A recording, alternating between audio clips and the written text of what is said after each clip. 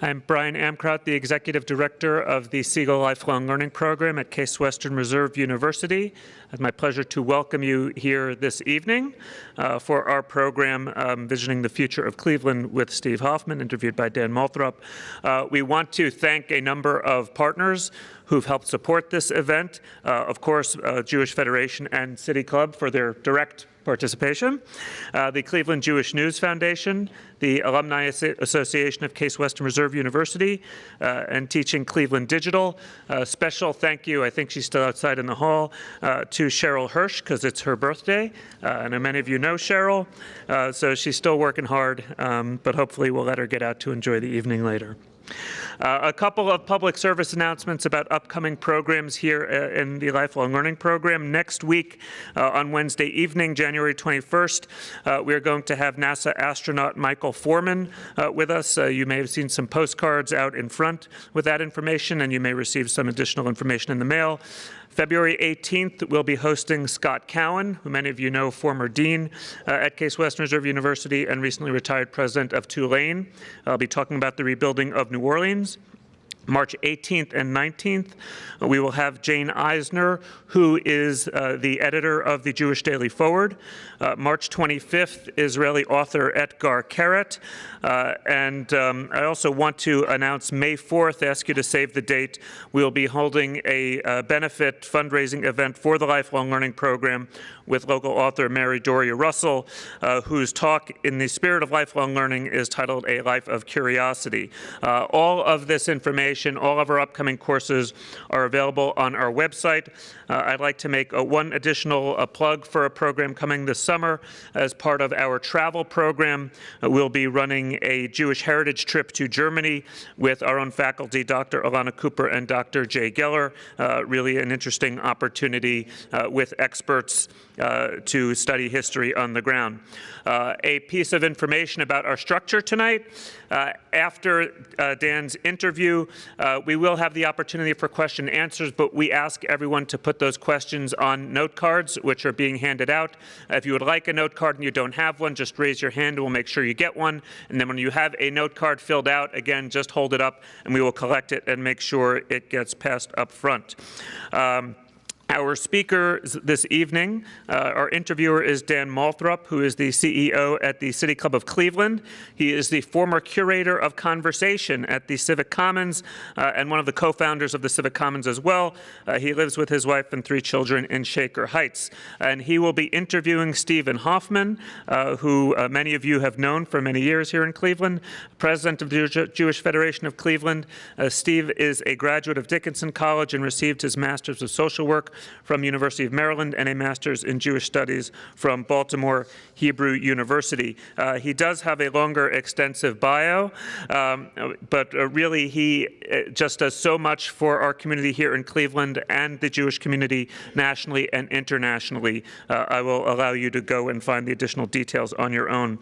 Before we begin the interview, it's my pleasure to invite Larry Friedman from the Cleveland Jewish News Foundation to bring some words of greetings from the CJN Foundation.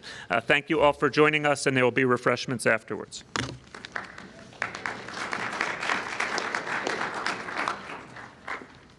I don't really think I need to make many more introductions than that. Thank you very much. I am Larry Friedman. I'm on the board of the Cleveland Jewish News Foundation, and we're very pleased to be co-sponsoring this event as well. We thank you all for coming out tonight on this cold Cleveland evening. Just want to let you know the 3 goals of our foundation are: 1, to maintain and support the Cleveland Jewish News Digital Archive, also to support the Cleveland Jewish News Internship Program, which will assist students in journalism to get credits and to assist the paper in creative work, and finally to get community events like this on education out. And that's all I wanted to say. I'll leave it to our speaker and our moderator, and thank you very much for attending.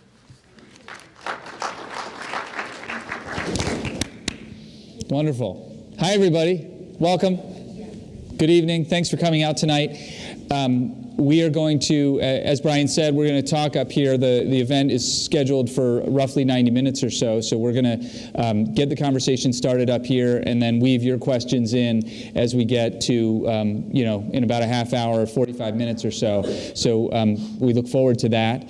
The title of our event tonight, Steve, is Envisioning the Future of Jewish Cleveland. And before we get to the future, I thought we might start in the present. How's Jewish Cleveland today? What is the state of Jewish Cleveland? Aside from being a little cold, we're in a pretty healthy spot at the moment, depending upon what index you want to use to measure health. So, what index do you use? Oh, I use a lot of them. Depends if I'm having a good day or a bad day. On a good day like today, our population is strong. We did a study a few years ago, and we're surprised, but pleasantly so, as many people still know, I think, that we're just under 81,000 Jews, people who identify as Jewish.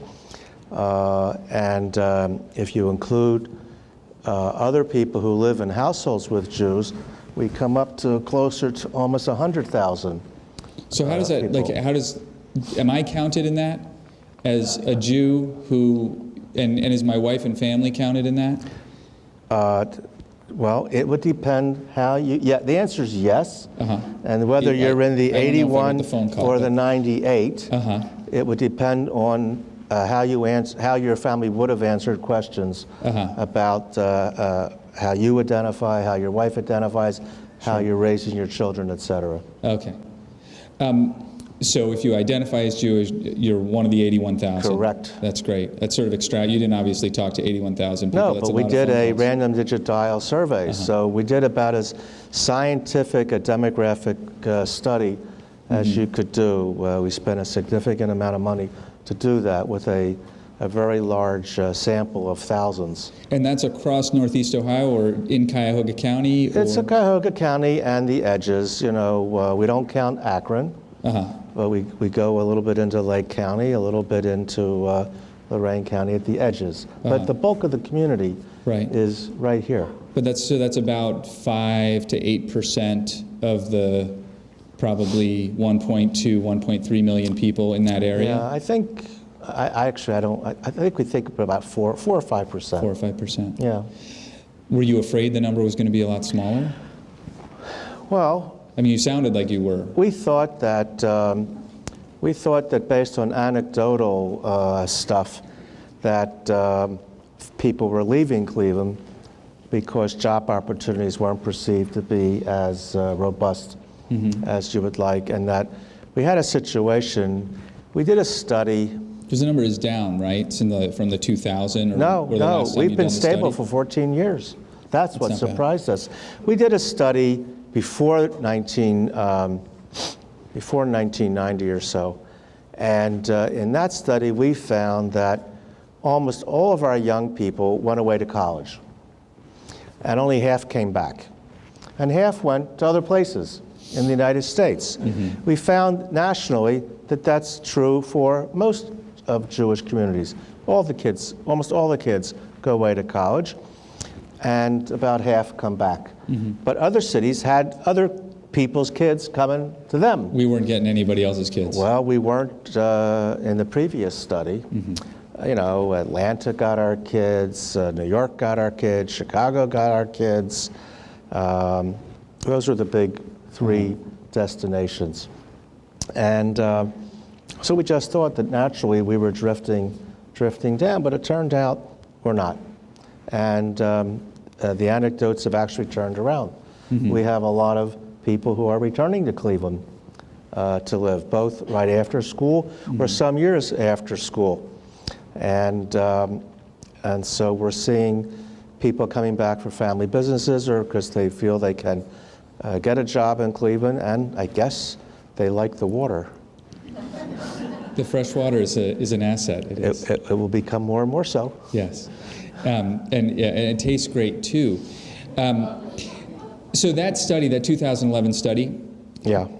pointed out that while the community is stable and most people feel highly connected to their Jewishness, however that's defined, and we should talk about that at some point, but the study pointed to a growing minority that don't feel particularly connected. How concerned are you and your team at the Federation about that growing minority? Well, you're always concerned with how people identify and whether they are connected. And there's a lot of sociological forces affecting us. We are a counterculture phenomenon in America.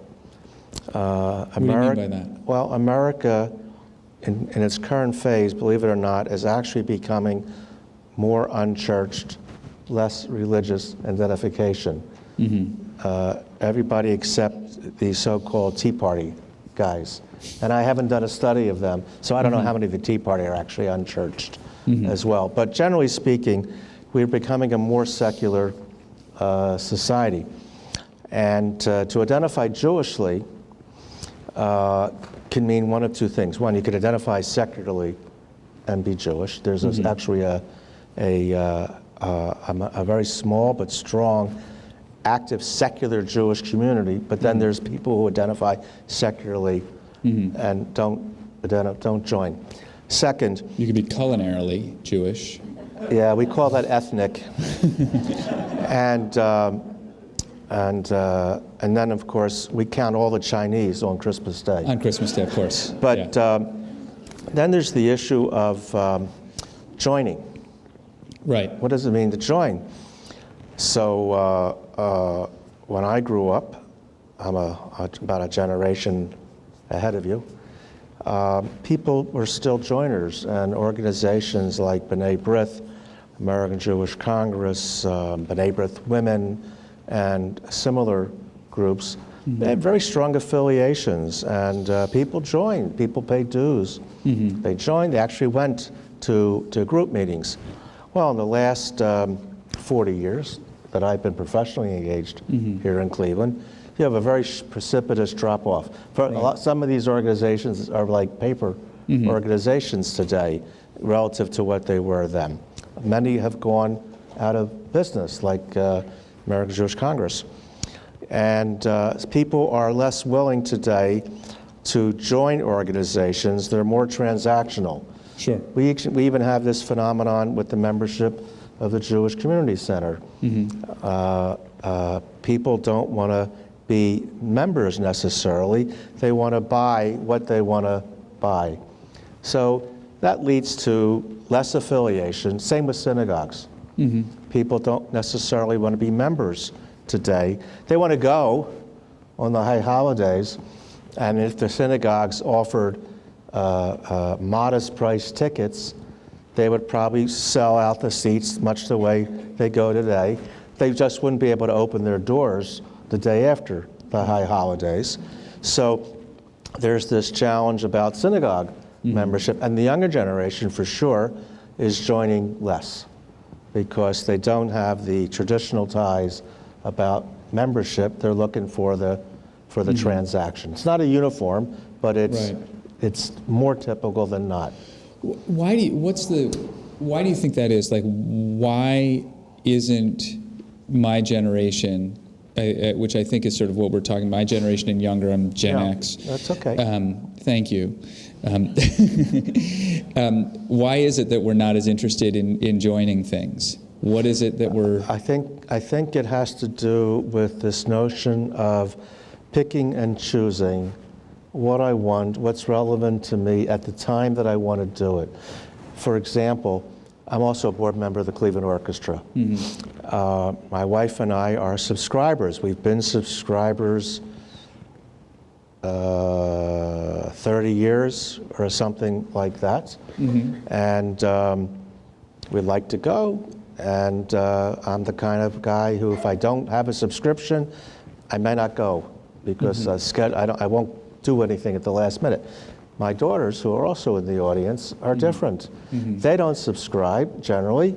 They decide, we want to go to this event, and then they go.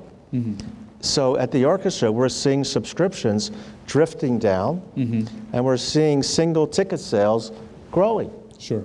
And it's being driven by the change in how people view the value of long-term commitments. That's interesting. They want to buy things now when they want it. They're not, yeah, I know. They don't want to be in a cable contract or a cell phone contract or Right. have to know that. Let alone pay for information. I mean, why are newspapers going away? They're still putting the same stuff out. They're just, you get it now either for free Right. or when you want to buy it, you buy it. So what does that mean if there's this growing minority that doesn't feel connected to particular Jewish organizations, whether it's the JCC or the Temple or the Federation? What do you do with that? How do you serve those people? How do you engage those people?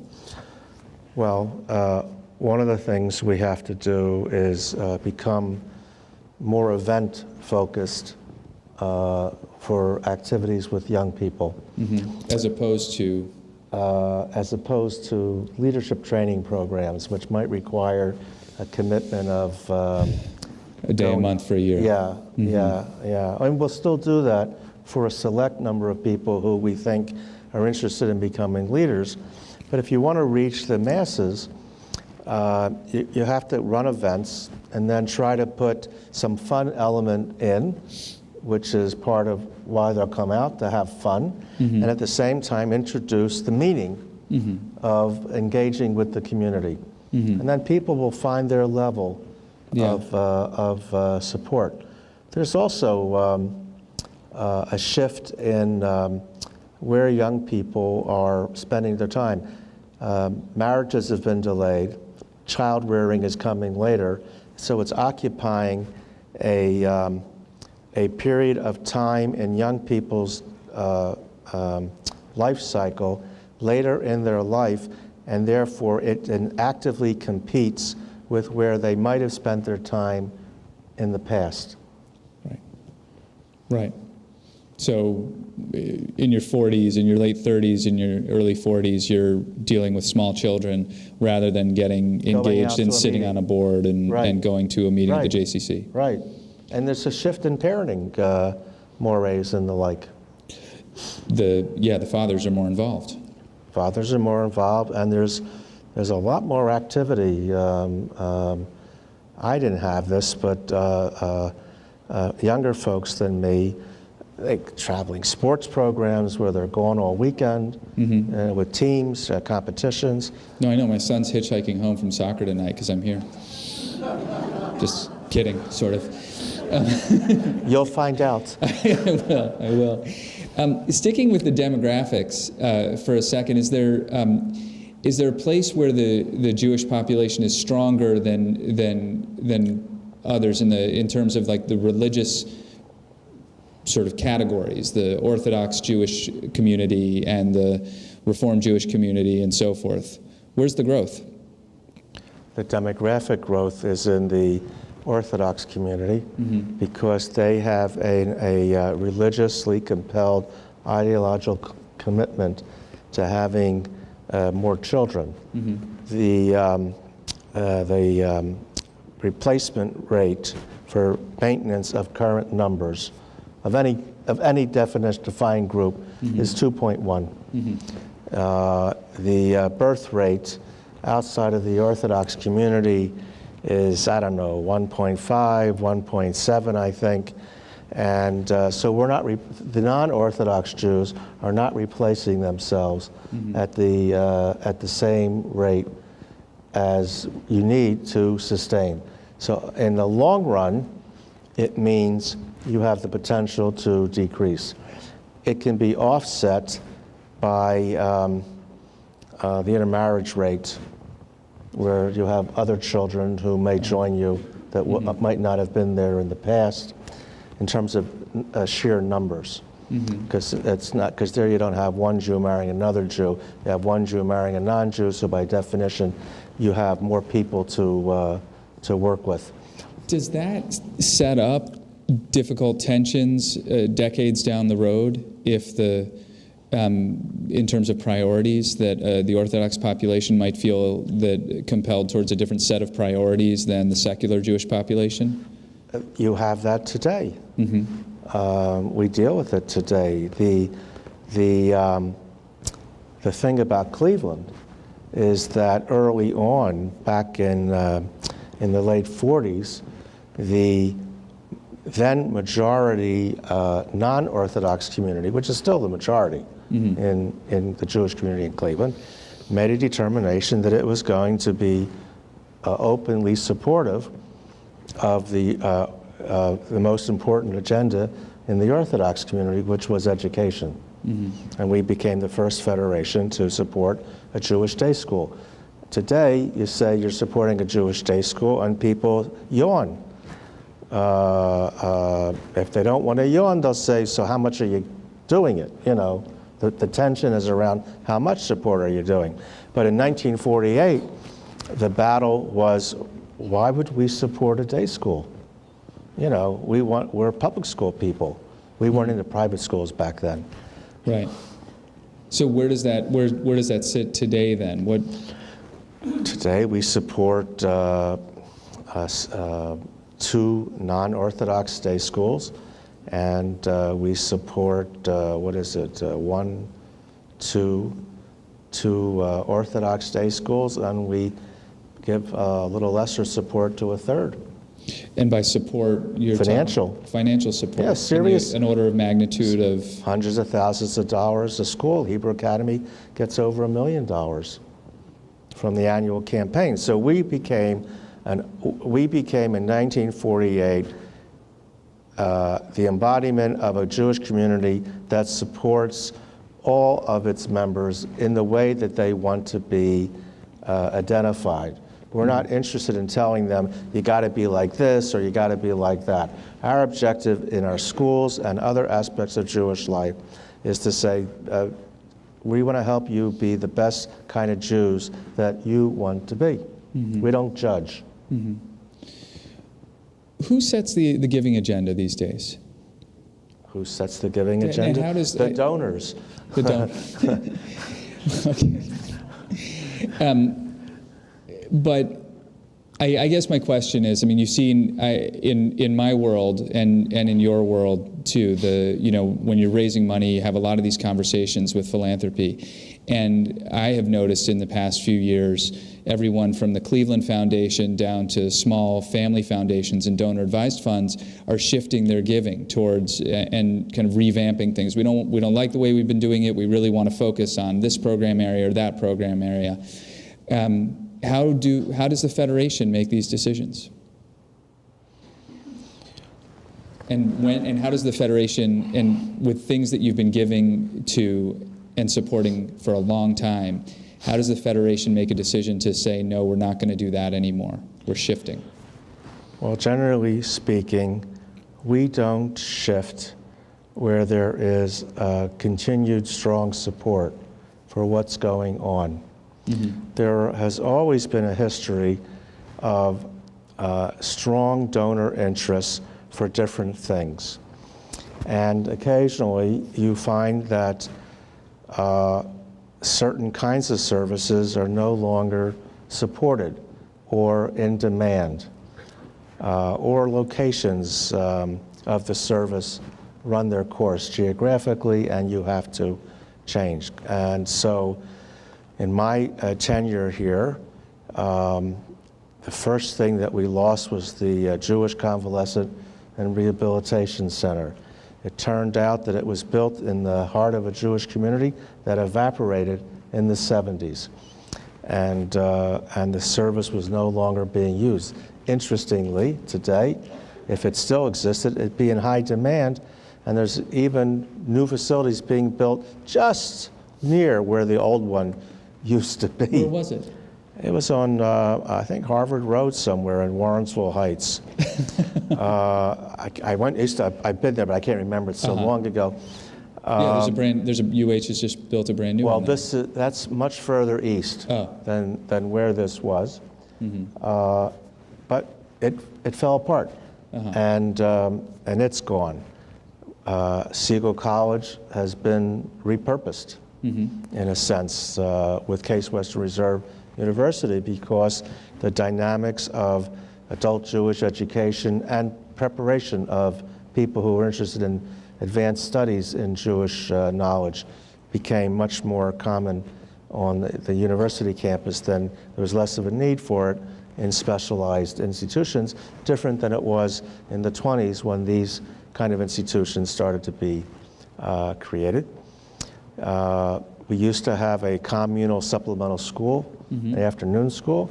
It began meeting 4 days a week, then 3 days a week, and then it stopped altogether because the synagogues became the dominant supplemental provider, and so that's gone. And probably some other things I've forgotten that we've gotten rid of.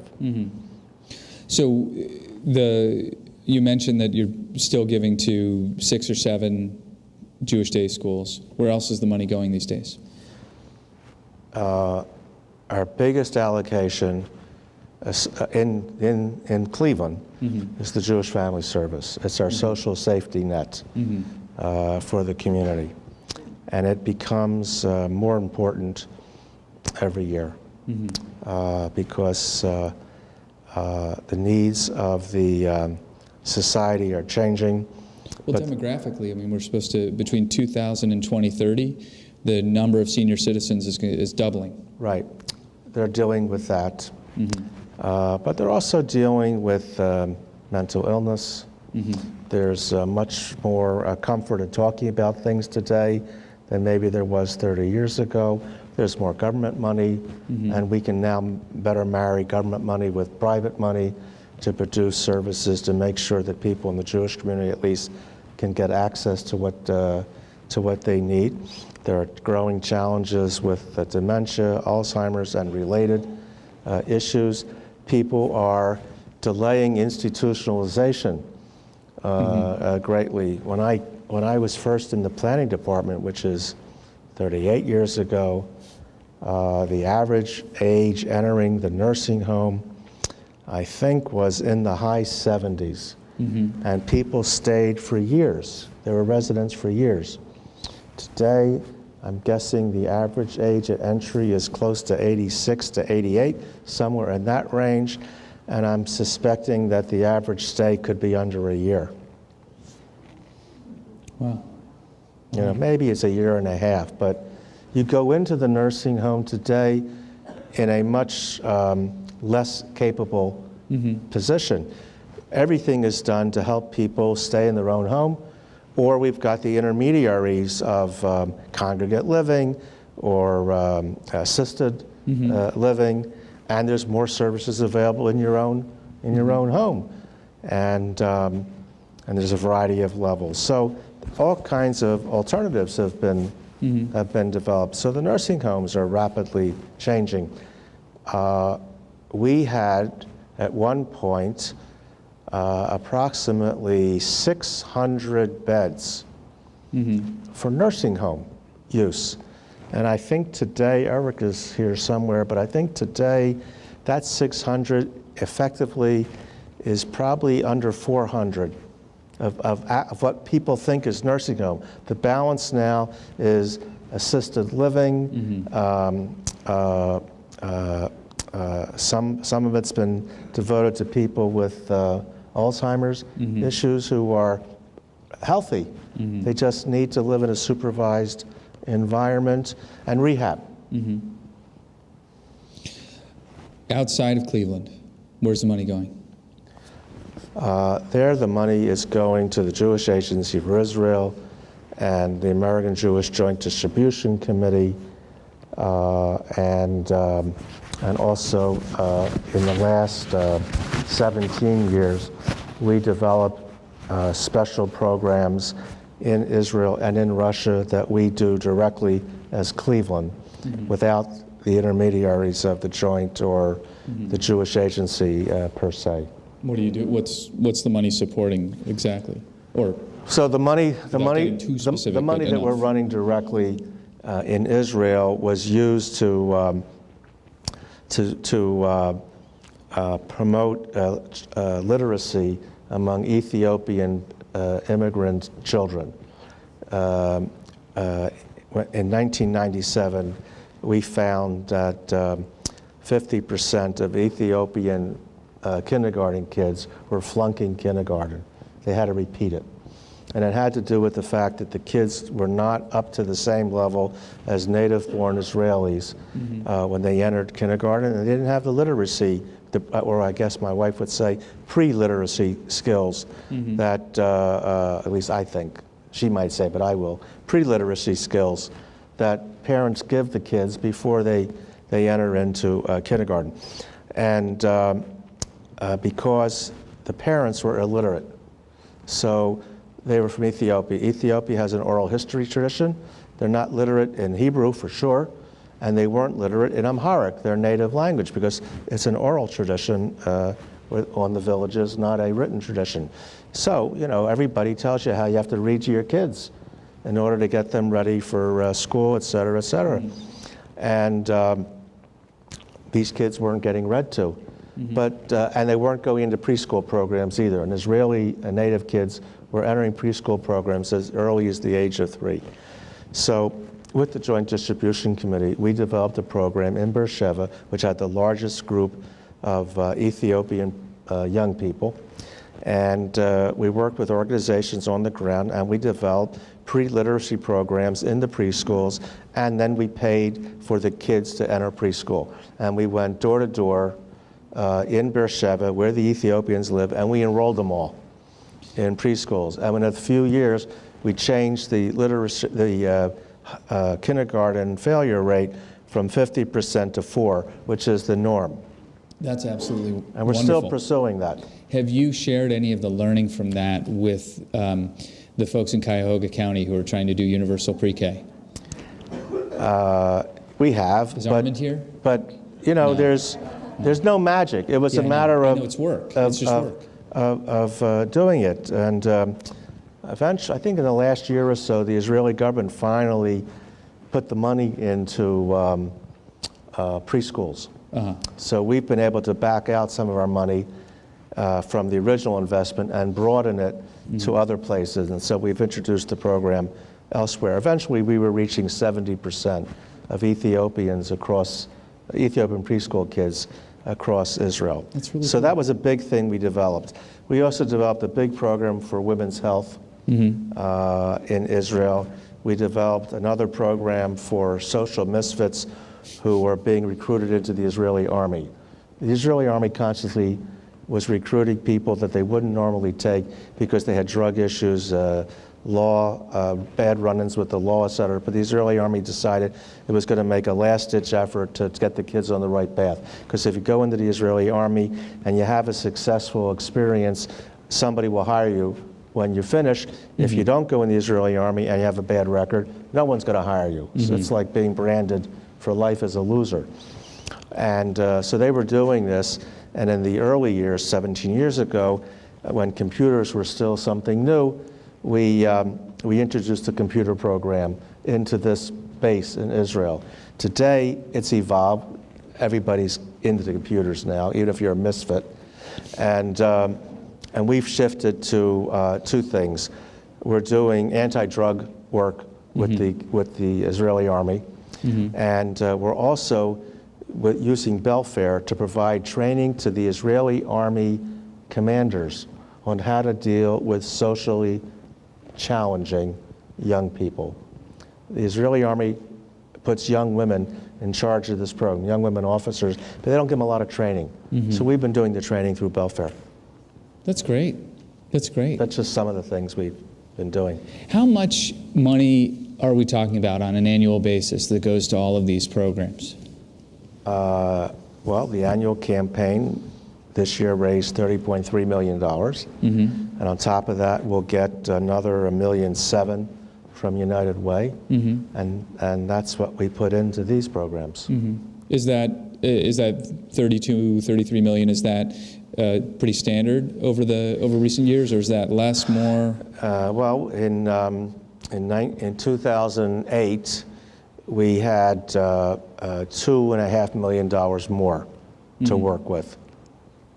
But the Great Recession took out a chunk of the community's financial capacity, and we've been building it back ever since. What's the endowment look like right now? The endowment is somewhere in the area of about 110, 120 million. I don't know, the market dropped a little today. When you have that much, it can have such an effect. Yeah. Yeah. But we don't look at it every day. You shouldn't. You shouldn't. Right. What is the endowment supporting right now? Is that all sort of donor-advised stuff that's tagged to specific I things? just reflected on the actual money that the Federation has at the discretion of its board. We run a balance sheet of $2.5 billion. $2.5 billion. That's tremendous. Yeah, it is. What is it all for? Well, then you're getting into supporting foundations. We're a very successful community at partnering with very generous people who want to create foundations, but they want to create it in partnership with the Federation. And there's quite a bit of that is reflected in that balance sheet number. And we have about 50 supporting foundations, and each one of them has the ability to pursue their own mission. So some of them are into improving the condition of the general community. Some of them are very heavily invested in changing the world by investing in leaders in various sectors of the society. Another foundation is very focused on Jewish education. So there's they have these, and then there's others that are just saying we want to just do good. Who gets to decide what good is? The directors of those supporting foundations, each of them has their own board. How many of them are you on the board? I'm on the board, I think, of about 7 or 8 of them. In the context of $2.8 billion, that's the number? 2.8? 2.5. 2.5. The market went down. Okay. In the context of that, what do you say to the individual member of the community why they should give $500 or $50 or $1,000? Well, there's several responses. First, the money that we raise through the annual campaign is the most precious money that exists in the community because it's undesignated money. That is, it's not given for this purpose or for that purpose. It's given for the purpose of helping the community do what is needed right now to promote a social safety net, a Jewish future, emergency, or what have you. All the rest of the money is donor-driven by donor-advised funds or the boards of the supporting foundations. And so there you have the idiosyncratic interests of the donor driving whatever's going to happen. You mean that in a very positive way, I know. I said idiosyncratic. This just means individual interests, not idiots. They're some of the smartest people in our community, but they have their personal interests. So, so what these people do is, in almost every case, they make a generous gift relative to what others are doing to the annual campaign of the Federation. The annual campaign of the Federation is distributed after an allocations committee that has, I think, 36 people on it who spend a year poring over the financial books of our agencies, poring over the programmatic offerings of our agencies, looking at what the programmatic challenges are, looking at what the government funding challenges are, looking at the needs of the community, because the planning department and it has a committee of about 30 people who are studying the needs of the community. And that group makes a recommendation of how to use that precious discretionary money. This is the money that is used to literally open the doors every morning at any agency you want to choose. And so that's the most precious money in the community. It's, quote, the free money. It's not pre-tagged to do this or to do that. Restricted. And 11,900 people or about just finished a campaign of contributing to that. And there's gifts of $18, and there's gifts of $2.5 million, and everything in between. And 11,000 people contributed? More than 11,000. And that is really... people can feel good. That number alone is huge. Yeah, it is. And it's people coming together to say, we want our community to work. And we want to have the ability of our community to meet the needs of our people and not have to, at the last minute, go to see somebody and say, I got this problem, can you help me? Mm-hmm. We have a fundamental infrastructure of agencies and schools that support our people in Cleveland and around the world. How do Cleveland's numbers in annual fundraising compare to analogous communities or other Jewish communities and other federations? We have among the highest. We're among the highest per capita donors in the Jewish world. In absolute terms, only New York, L.A., Chicago, and Boston raise more money than us in the United States. What about the percentage of donors? Like we're higher than most. Yeah, we have greater participation. Yeah, I mean, 81,000 members of the community and 11,000 people giving is incredible. Of our city size, like if it compares to Detroit, Baltimore, et cetera, we're way ahead of what that. But that's the strength of organizing. We're not. People will say, "What's the federation? You only call me once a year. You only talk to me once a year for my money." For a lot of people, that's true. It's true. But we don't really see ourselves as a fundraising organization. Others do. It's not so terrible. But I can tell you that when you talk to our board, maybe more important, when you talk to the larger donors in the community, they see us as a community development organization, a community building organization. That's why they support the Federation.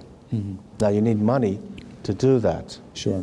But just raising money is not an end unto itself. Mm-hmm.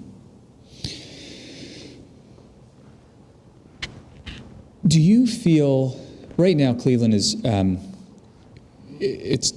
it's got a lot of great things going on and some of the most difficult things going on. The challenges with race, bias, and the police department this is probably the toughest time that Mayor Frank Jackson has ever faced in his time in office. Yeah. In the meantime, it's a time of great economic growth that's very visible in ways that this community has been yearning for decades. In the middle of just, I guess it was 6 years ago, the Federation moved out to Beechwood. Mm-hmm. And just last month, I guess, you sold the building. It hasn't actually sold yet. A deal was put together. Right. A deal was been put together and has not yet been gone through. Right. And congratulations on that. Although I hope I haven't just queered the deal by saying congratulations. I hope not. Yeah, I'm throwing in a lot of context here, mostly to ask, what's the Federation's role and what's the Jewish community's role in these very significant challenges that the city of Cleveland is facing right now, which of course aren't just the city's challenges? We have a pretty strong philosophical belief that you can't have a strong Jewish community if the larger community around you is ailing. So we have a responsibility to do our part, sometimes maybe even a little more than what would be nominally our part, to improve society. Mm-hmm. So around the same time that we were talking about moving our building physically to make our operations easier and more effective to manage, we also engaged in a wide-ranging discussion with all kinds of groups in the general community about how to make Cleveland a destination for immigrants. Global Cleveland effort. Global Cleveland, because Al Ratner and others had been talking about what separates a growing American community from being a community that gets left behind. And people would be looking around at, where is their growth? It's in those days, it was happening in Texas, it was happening in Florida, it was actually happening in Chicago. Mm-hmm. And the growth was basically being fueled by redistribution of people in America, mm-hmm. and by immigration. So at the time, it didn't feel like we were going to get a lot of growth from redistribution of the population. Mm-hmm. Jobs were flowing out of Cleveland, the business community might say, in part because of union issues. Other people would have said tax issues at the state level. Mm-hmm. You can pick your belief in in what it was. Mm-hmm. And so we felt that there was potential to build Cleveland by becoming a more welcoming place for immigration. Mm-hmm.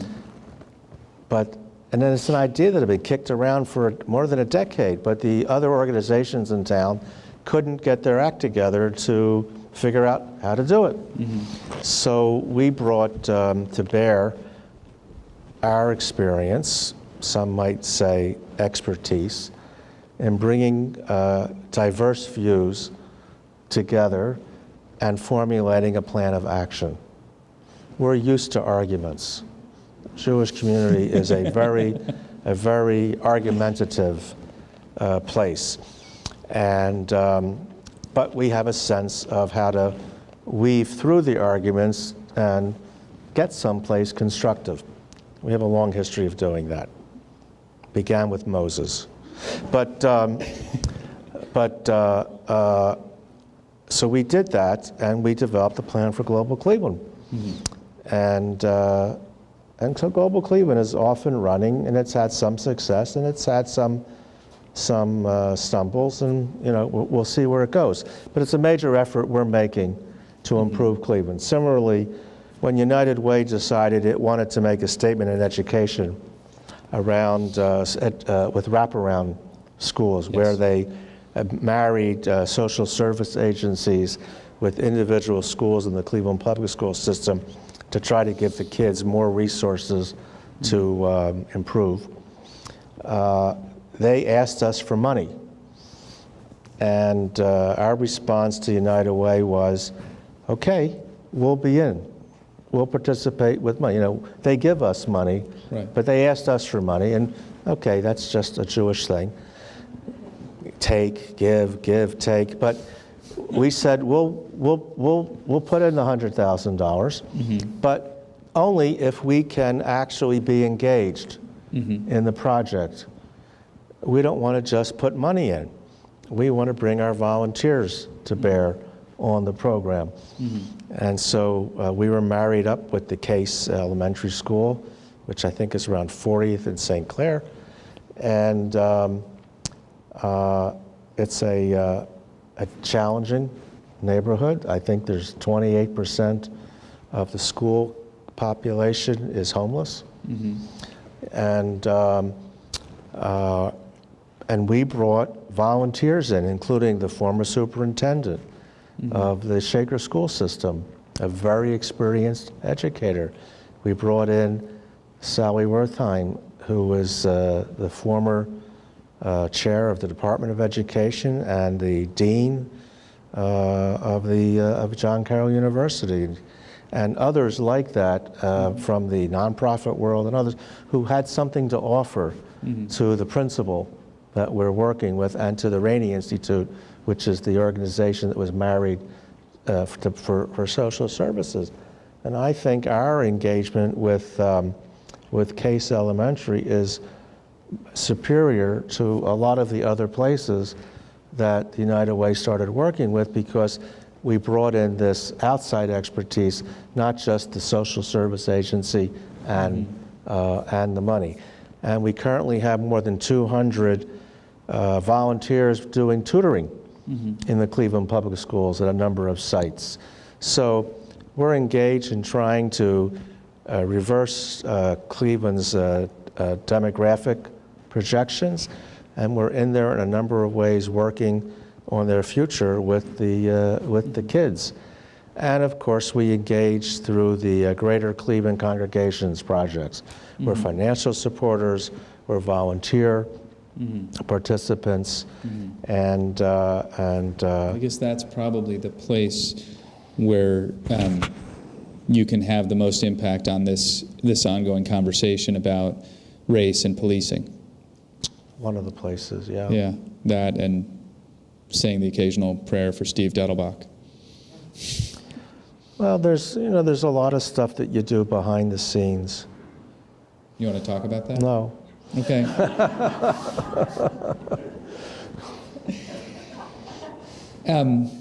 Well, let's talk about Israel and Palestine then, because that's fun. Actually, in all seriousness, one of the things that's really the things that's hardest to talk about and even hard to argue about has to do with the relationship between or the future of Israel and its relationship to the Palestinian people. And it's a harder conversation to have here in Cleveland than in many other places. What is our community's relationship to that issue right now? And what do you think our community's relationship to that issue ought to be 5, 10, 20 years from now?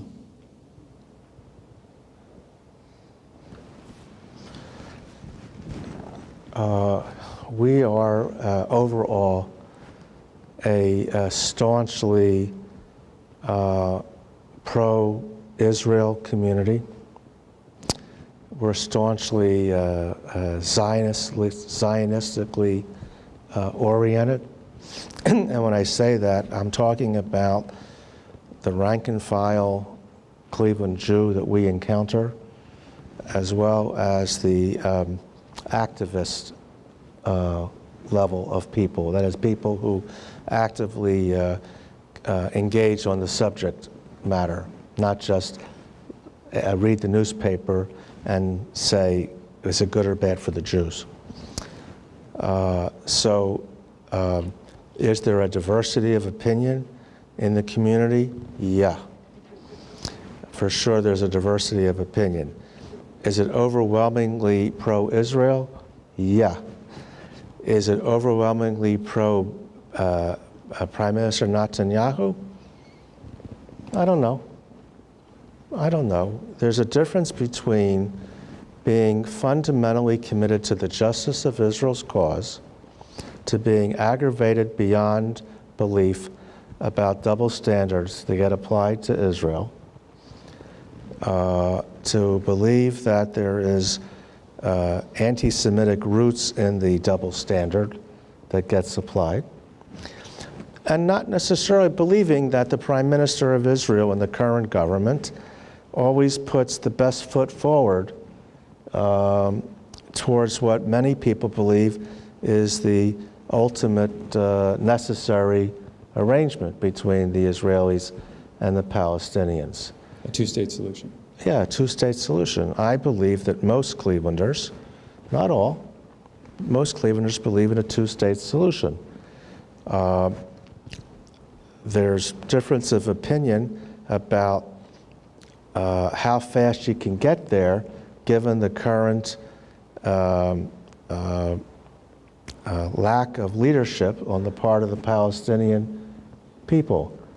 Dennis Ross wrote an interesting op-ed piece in the New York Times over the New Year's weekend, in which he basically said people are always knocking Netanyahu. I can't remember if he thought it was somewhat justified or not, but where is the accountability of Western Europe for the Palestinians? Where does it hold them accountable for making movement to get the peace talks back on track, instead of going to the international court unilaterally, or continuing to teach hatred in their schools, not recognizing that the right of return is not going to happen.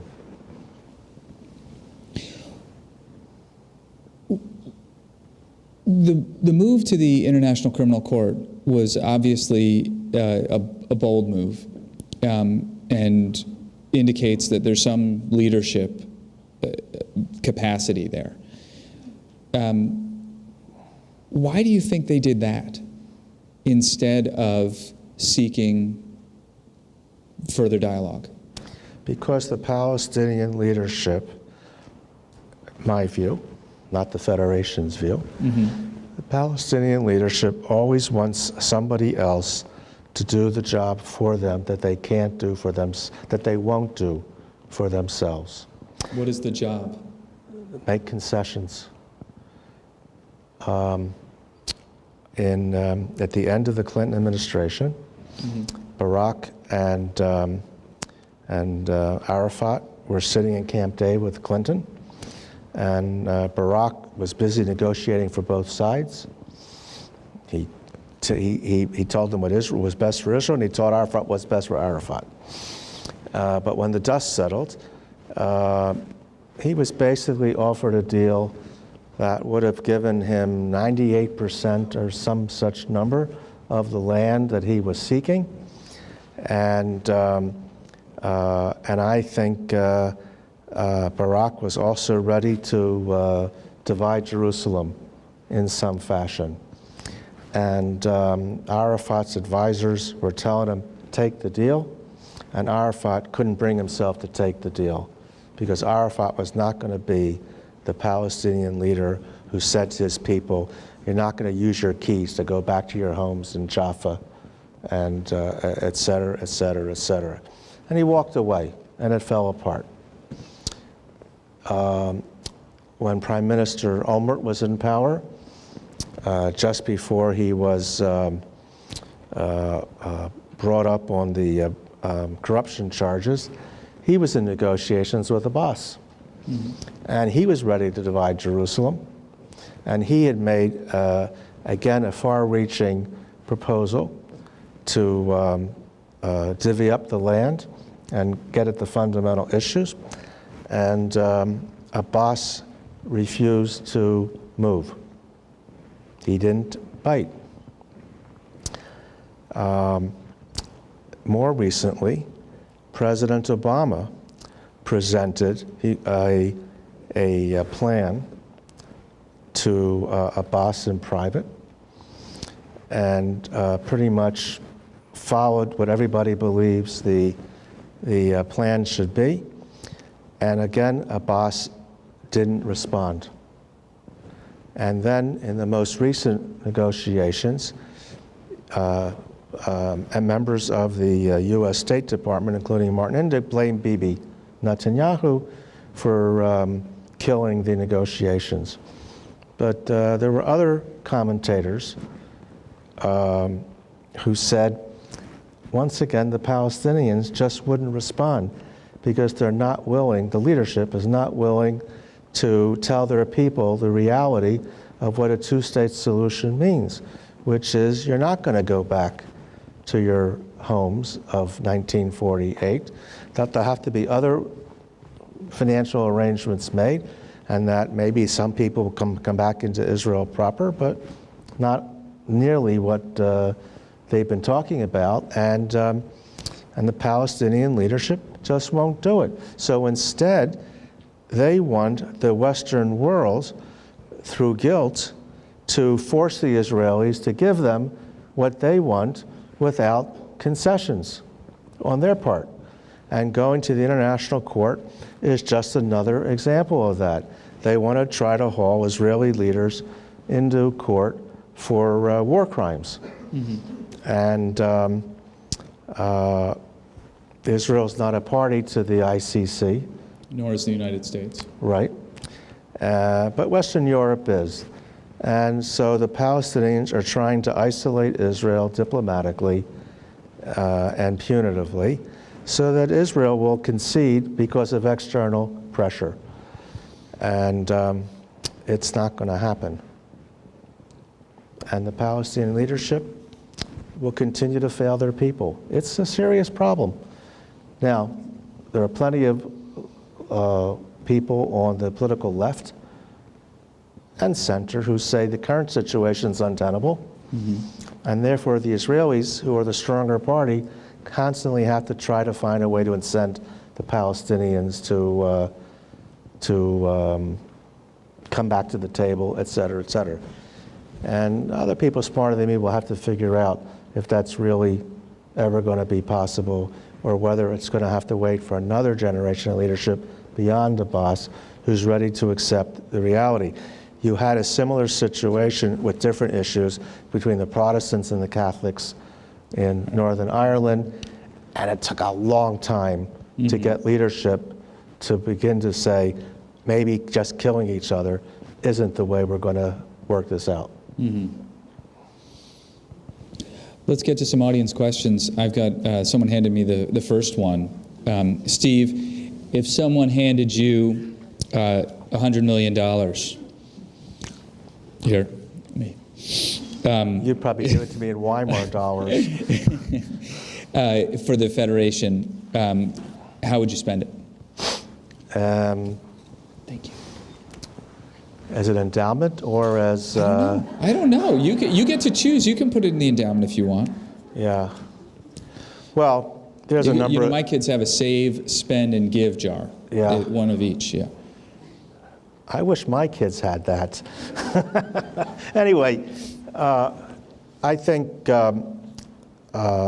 we would be spending a big chunk of it to bring day school tuition down to a level where almost anybody who wanted to go to a Jewish day school experience would go. We know that tuition costs are a barrier for many families. And second, we'd use the money to expand the schools so they would have the physical capacity. We would put another big chunk into Jewish camping. Jewish camping has a huge positive effect on Jewish engagement and Jewish identity. Third, we would probably make Jewish preschool next to free.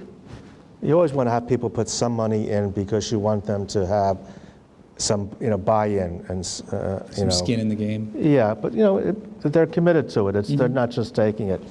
But we would make a big investment in Jewish preschool because that's a proven way to engage not just with the young kid, but also their family members. And I think we could change the course of a lot of people's minds. We know now that when we're able to make that available for the limited number of people that we can, we see very positive engagement in families that are where the two Jews are married together, or when there are intermarried families, because then they get an opportunity to engage. So those are just some of the ways that we would quickly, and that's wish list.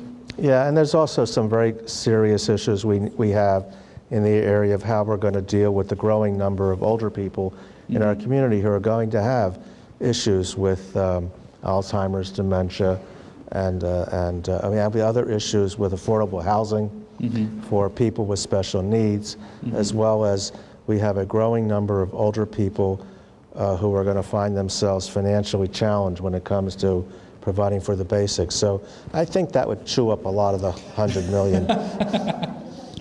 All right. You mentioned... But I'm open to it. Yeah. But what do I do the second year? You mentioned intermarried couples, and this audience member says, I understand that the Federation recently funded a position to welcome interfaith families to Cleveland, which I fully support. Can you talk about the decision to invest in creating a welcoming climate for Jews who marry non-Jews? Well, it's just a basic reality that we face in Cleveland. We, as a federation, are committed to having as many people engaged in Jewish life as possible. And in the study that we did in 11, we found that in the intermarried households, 33% were raising their children Jewishly. 22% were raising them as Jewish and something else. 23% were raising their kids as nothing. That is, they weren't making a commitment one way or the other. 7% for sure were raising them as non-Jews. And 14% were still trying to figure it out. So that said to us that we had a big opportunity to engage with the people who were either undecided, weren't acting, or were doing both. And that one of the barriers to engagement was fear of being judged or not knowing enough about how to go about engaging. You, the Federation, was worried about being judged? No, the families are, the interfaith families are worried about being judged. Oh, yeah. Because for so long, the stance in the community was intermarriage is bad, intermarriage is evil, and therefore you're being judged. And it was faced at the get-go because nobody would marry you Jewishly. Oh, right. Right? You couldn't find a rabbi. You couldn't find a rabbi to do it. So let's say that you have a Jewish, a Jew and a person who wasn't born Jewish, and they want to get married, and the Jew says to the non-Jew, would you mind if we had a rabbi do it? And the person says, no, that would be okay. You know, I respect your tradition, and then finds out that that tradition doesn't respect them, de facto. So, you know, it sets up a bit of a conundrum. Yes. If you're trying to engage people later. Like, you didn't want me then, you want me now? Right. Well, okay, that's what we're facing. And so there's this sense of being judged. And so when you become a more welcoming community, you're trying to erase the judgment.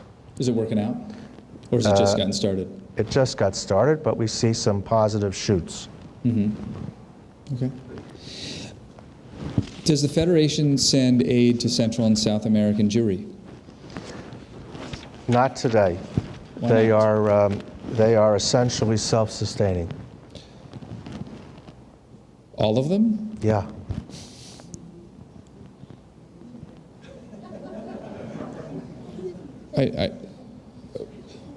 Okay.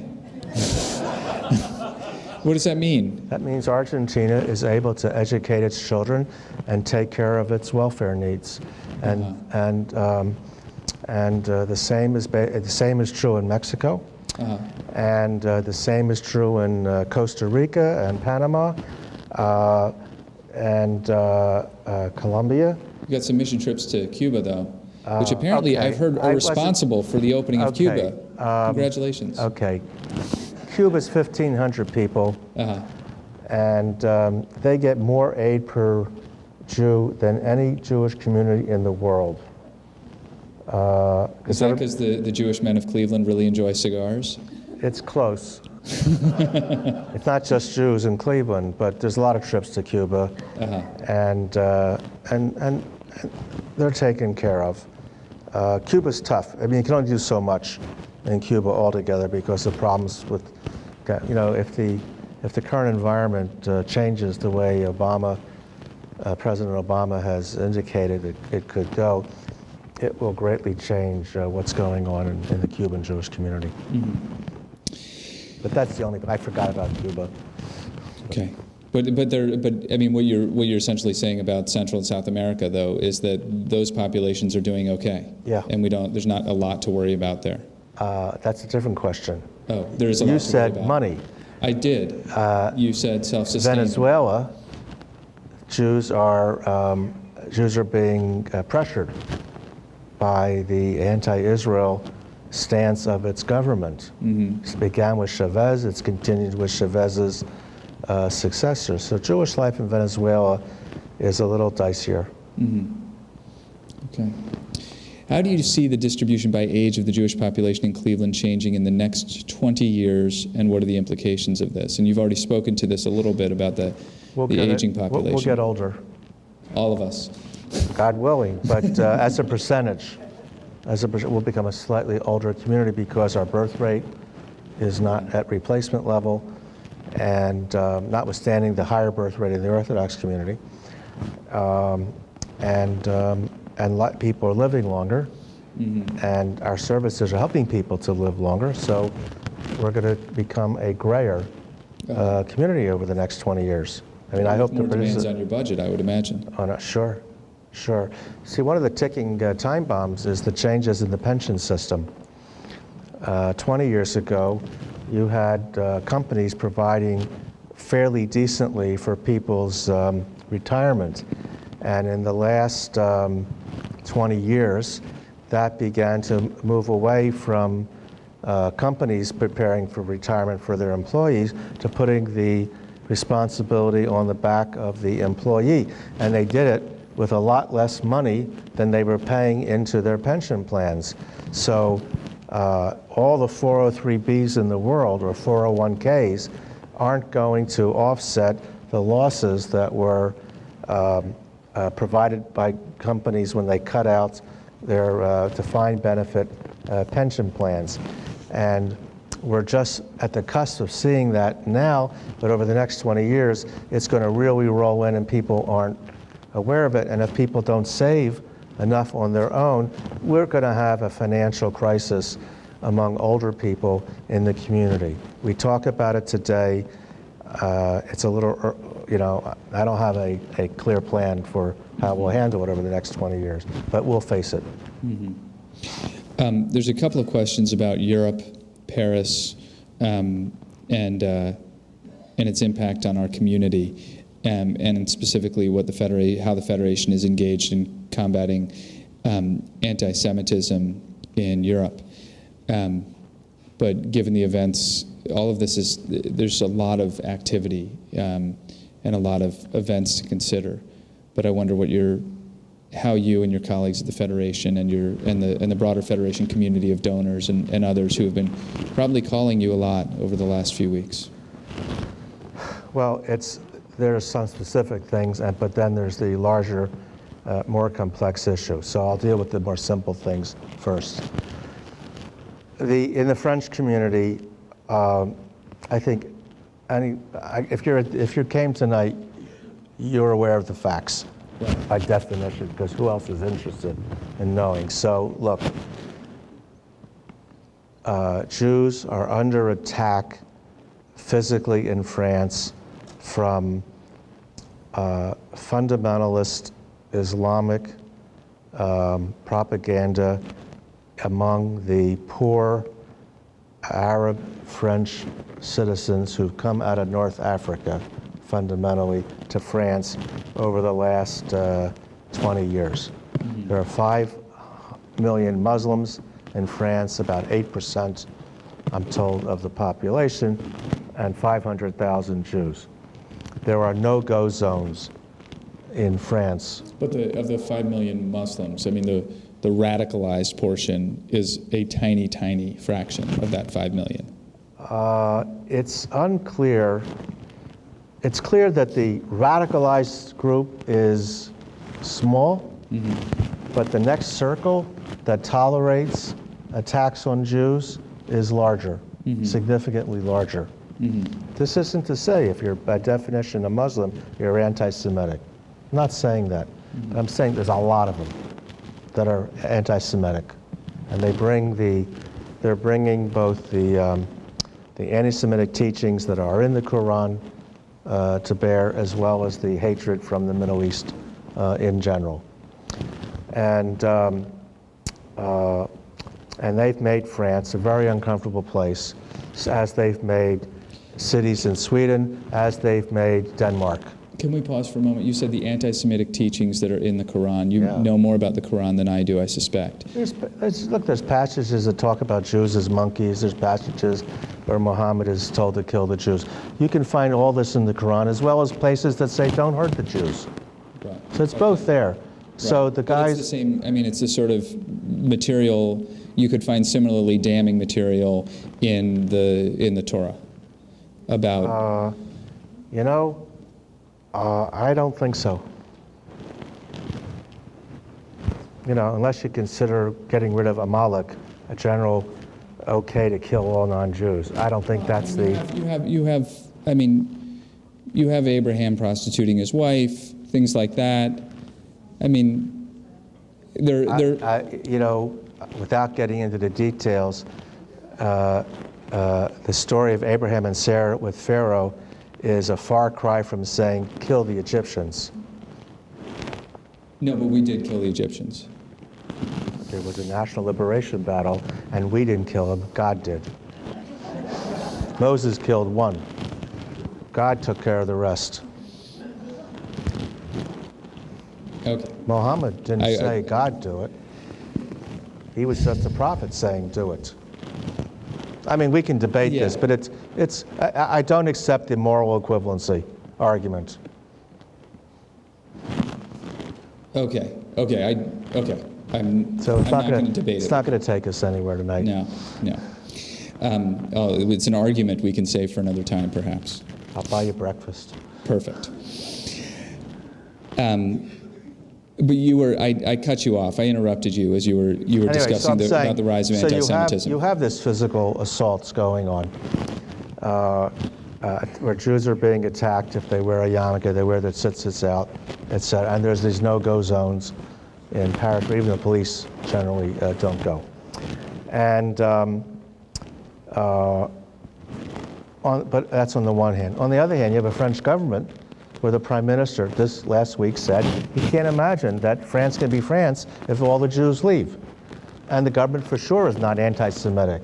It's not like the Russian government, the communist government of the Soviet Union, which was avowedly anti-Semitic.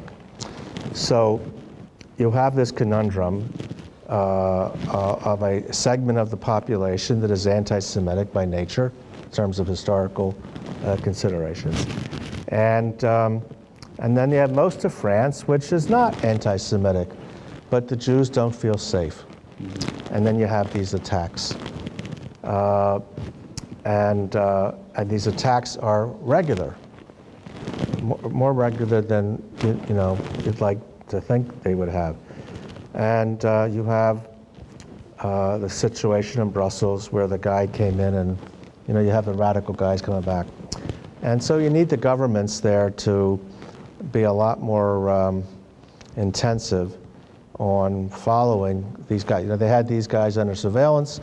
They decided that they were not worth following because there were other fish to fry.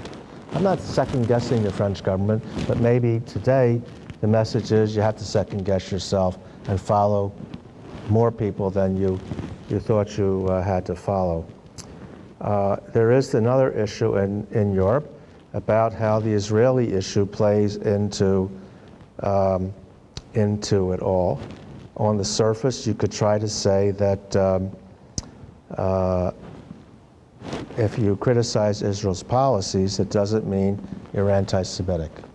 That's a pretty normative kind of statement, except when people start saying, but you don't criticize anybody else, and you don't hold the Palestinians to the same standard. So you're holding Israel to a higher standard.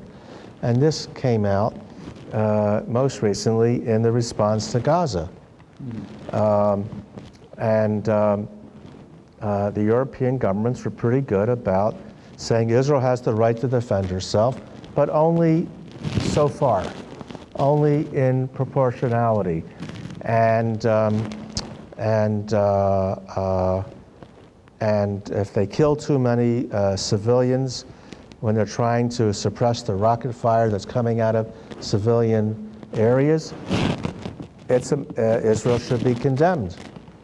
And therefore, the message is, you, Israel, should tolerate the missile fire because not enough of you are being killed to not tolerate it. So that the Western Europeans were basically saying, it's okay to have to run to shelters. It's okay that your children will live in fear and won't leave your side and won't go outside. It's okay that elderly people can't go out and get their food and medicine because there's rockets coming down. As long as they stay inside and they don't get killed, it's okay that life is disrupted because you might kill too many people to suppress the rocket fire when you shoot back. This was the fundamental message in Western Europe. And some people would suggest that that's anti-Semitic because it's a double standard. It's being applied, quote, to the Jews. And it has to do with a reaction to the feelings of guilt from the Second World War when all of these countries were de facto collaborators with the Nazis, except in Denmark. Other than speaking out about it and being in dialogue about it, is the Federation engaged in any efforts right now to sort of work on that issue of anti-Semitism in Europe? We're not. There are other organizations that are, AIPAC has been over there in the past trying to help the Europeans organize themselves. At the end of the day, we're talking about articulate, educated Jewish communities that are small in numbers relative to their populations. So they feel sometimes unsure of how to address their government. For example, the Jewish community in Turkey, it used to be about 25,000 people among tens of millions of Muslims. And when I went to Turkey 20 years ago, they would tell us, hey, life is pretty good. We have our businesses, we have our schools, we have our social service institutions, and we stay under the radar. Now this is when Turkey was ruled by basically a secular government and or a military supported government. And even then they just stayed under. And the relations with Israel were good. And the Turkish government thought that the Turkish Jews were a good way to access the United States Jews, who would then be pro-Turkey versus Greece. That was the situation 20 years ago. Today, the Jews of Turkey, they're not under the radar. They're digging under the ground because the current government is very much a religiously oriented Islamic government that is now anti-Israel. And you have government officials saying that maybe the synagogue should be turned into a museum. And they're afraid, and they're powerless. So, you know, we as an organized American Jewish community will say to the Prime Minister, now the President, you're going too far, but he doesn't care. You know, he's got a different agenda. And you saw in Sweden, where they're very pro-immigration, and a socialist government came in, and the first thing they did was to recognize the Palestinian state. And the Swedish Jewish community is little nothing. There's nothing they can do. They're too small. So the only place you have strong Jewish communities are in France and moderately so in Germany. But you're talking 200,000 Jews in Germany. In Germany, I think, is 80 million people. Is it 80 million? Something like that. There's a very strong public message of support for the French Jewish population, though, from I think it was the Prime Minister who said if the Jews leave, we are no longer France. Right. Yeah. The government of France is appalled at what's going on. So let's see what they can do. But you know, we're providing funds for security right now if they need it. There are questions about the day schools, questions about the next generation of leadership, questions about the recession and and all sorts of questions that we're not going to get to, Steve. I might save them for breakfast, though. Steve Hoffman, ladies and gentlemen. Well, thank you very much.